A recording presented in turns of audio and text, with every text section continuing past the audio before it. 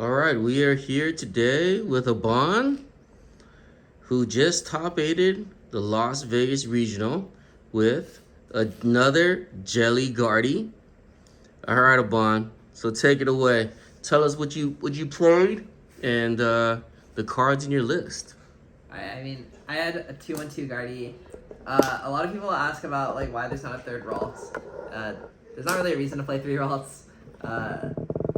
You don't really want to bench like too many Ralts in the first place, and like you don't have room on your board, especially if you have to Latios, because like Fez has to come down like every game. You need like 2 Monkey every game.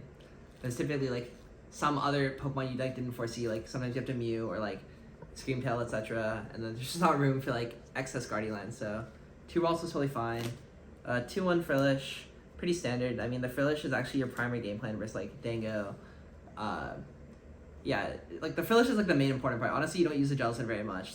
It's mainly good for Mirror, but there's some other spots where the Jellicent can come up. 1 Clefairy. This card is like horrible all weekend.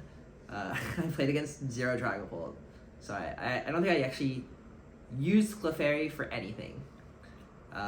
1 Fez is like your MVP because there's no like refinement anymore, so you like don't draw any cards if you don't have Fez.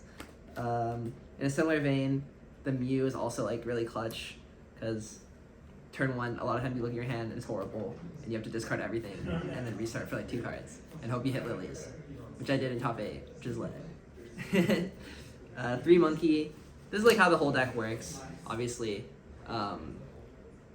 like you need monkeys to do literally anything like while you're Frillishing, so you actually progress. Because obviously the 20 damage from Frillish is like pretty inconsequential. So yeah, I mean Monkey Dory's been Guardy forever. Then there's Latios.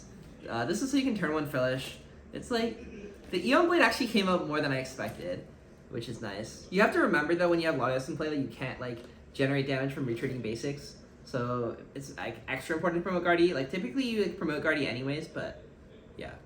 And then Screamtail. Standard, it's been Guardy forever. It's for sniping stuff. It's how you close out a lot of games too, where you use like Charm, Screamtail, or honestly you don't even need the Charm that often. Most of the time like Monkeys plus Screamtail is enough to take a final KO. So onto the supporters. 4 Lily, 4 Iona. This is a standard. Every Guardian actually played these cards. There's 1 Research. Honestly, Research was like totally useless. It feels bad though to cut it and have like only 8 supporters. Like I'm sure Research came up in some spots I'm like not remembering, but like when I think about this Research card, I like don't really remember very many instances I used it, because most of the time the game goes like Lilies into like Iona, and then the game's over. So, but it's like it feels scary for me to cut the Research because I'm like worried that I'm gonna just draw bad. 1 Arvin. This card is like also kind of mid. It's like good for getting Secret Box. Honestly, Arvin was like really clutch for like for me to grab off Secret Box and then Ultra Ball away. A 1 Terra. This card is like actually like too clutch to cut. There's so many times where your board comp gets bad because you like had to Latias early or had to Mew early or started Clefairy, etc.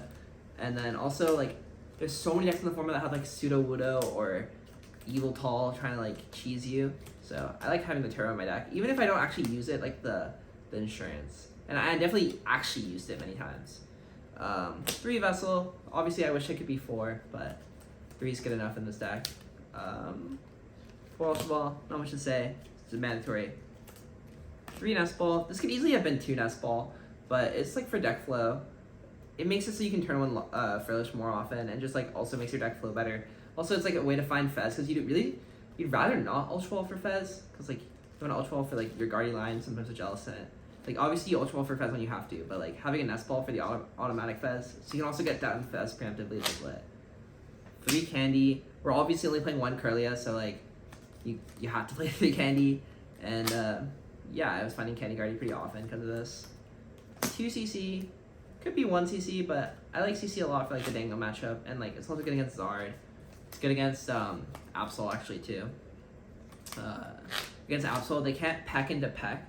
So if on the turn you're killing their Absol with Screamtail, if you CC the peck, they're not allowed to get King draw that turn, or they have to have Petty. And if they have Penny, they can't boss, obviously. 2 Stretcher. Obviously you can't play less than this. It's like the perfect amount. You can recover a bunch of Frillishes. You can Frillish 6 times in a game if you maximize your Super Rod as well. But yeah, the 1 Super Rod is like perfect amount. Secret Box is like the best A spec ever printed. Can't imagine playing Guardy without it. 1 Charm. I know a lot of Jelly lists play 2, but I think 1 is like the perfect amount. It's so your Village can't die to Soul Rock. Also, obviously helps you close out a Scream Tail. There's sometimes it's good on the Fez. Sometimes it's good on like the Mew or whatever to make your board out of range of whatever they're attacking with. 1 Devo. It's for like Dango, Zard, Zoroark, Mirror. I mean, obviously, I think Jelly List should just have a Devo in it. Devo with Jelly is like too powerful. Then we put the 1/1 Stadium Split. Well, you have Secret Box in your deck, so it's lit to have the options of which stadium to choose. This could have been 2 Artisan, but I found value out of the Mystery Garden. I was happy I had the Mystery Garden in my deck. Obviously, I overdrew against Torrid, but yeah, still happy I had the card. And then 7/3 Energy. This is just standard. Honestly, I really miss having an Ace Psychic in our deck, but there's not actually that much reason to have 8 Psychic in the deck, even with Garde and everything. You can guard it with Dark Energies too. And then 3 Dark, standard. Can't fit a 4th. Alright, that's the deck list. And your big losses, and the one that everyone's going to remember, is against Tord. Twice. And does the deck not beat Tord's deck? Or do you feel like with the things that went wrong in your games, like you had a chance? I think no cope. I think the matchup is actually like 50-50. And like obviously even a 50-50 matchup, it's totally plausible to lose 2 sets in a row. I think I kind of low rolled a little bit, but I also think game 3, especially the one where I had a DPL, if I didn't have the DPL, I would have had a totally different approach. And I think it's really hard to say how that game would have ended up going. But instead, because I was down 2 prizes instantly, I had to like kind of accelerate the game and try to blow him off the board, and then he just had boss on a really nice turn. But yeah, that game could obviously have gone really differently.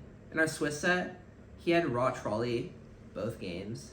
Especially game 2 when he went first. If he just doesn't have Raw Trolley, we could have seen something like game 3. So yeah, I think it was kind of a low roll on the whole, but okay. And what was your worst matchup throughout the... I actually think it probably is that Absol deck though. Even though I'm saying it's like 50-50, I don't think that there's many matchups in the format that are like worse than 50-50 for this Jelly deck. So 50-50 is pretty bad.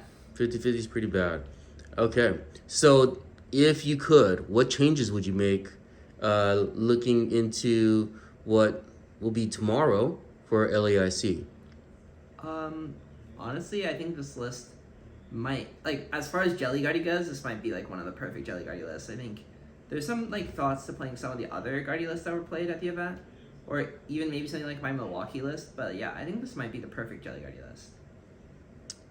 If you had any one card to switch out, like you were saying you didn't use the Clefairy, maybe even the Professor, would any of them come out, and what would you put in?